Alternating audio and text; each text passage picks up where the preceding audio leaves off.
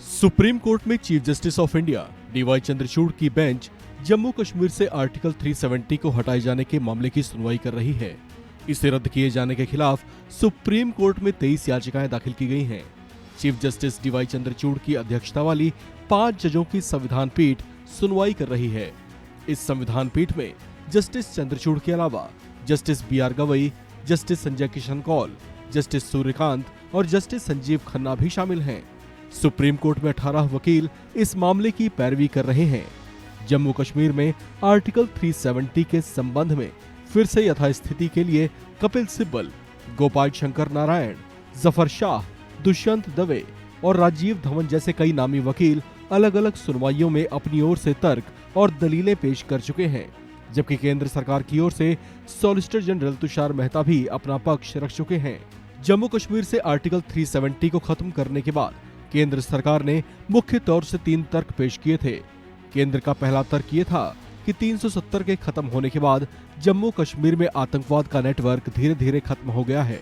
केंद्र का दूसरा तर्क था कि इसके खत्म होने से कश्मीर में पत्थरबाजी की घटनाएं लगभग खत्म हो गई हैं, जबकि युवाओं को गुमराह करने या जिहाद के लिए उकसाने की प्रवृत्तियां भी खत्म हो गई हैं।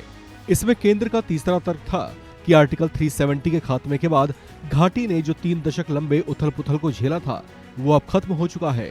वहां अब विकास कार्यों में तेजी आई है। लोग खुले और आजाद वातावरण में खुद को पहले से ज्यादा सुरक्षित महसूस कर रहे हैं।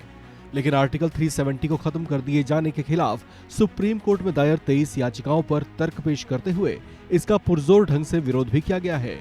सीनियर एडवोकेट कपिल सिब्बल ने संविधान के आर्टिकल 3 का हवाला देते हुए कहा कि किसी भी राज्य को 2 केंद्र शासित प्रदेशों में विभाजित नहीं किया जा सकता, क्योंकि रिप्रेजेंटेटिव फॉर्म ऑफ गवर्नमेंट के खिलाफ है।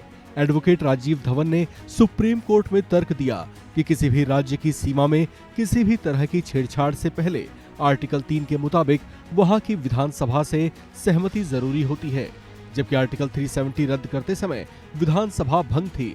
एडवोकेट दुष्यंत दवे ने सुप्रीम कोर्ट में कहा कि दरअसल आर्टिकल 370 का खात्मा पहले से बीजेपी के मैनिफेस्टो में था, लिहाजा उसके रद्द करने के पीछे राजनीतिक मंशा थी। सुप्रीम कोर्ट में इस तरह के तर्कों के साथ आर्टिकल 370 को रद्द किए जाने के फैसले पर केंद्र सरकार को घेरने की कोशिशें की गई हैं। गौरतलब है कि सुप्रीम कोर्ट ने पहले ही याचिकाकर्ताओं के मुख्य वकील कपिल सिब्बल से पूछा था कि आर्टिकल 370, जिसका विशेष रूप से संविधान में एक अस्थायी प्रावधान के रूप में उल्लेख किया गया था, वो 1957 में जम्मू कश्मीर संविधान सभा का कार्यकाल समाप्त होने के बाद स्थायी कैसे हो सकता है। आपको बता दें कि आर्टिकल 370 के खात्मे से पहले जम्मू कश्मीर का अपना एक अलग संविधान और अलग झंडा भी था। इस खबर में फिलहाल इतना ही। बाकी अपडेट्स के लिए आप बने रहिए वन इंडिया हिंदी के साथ।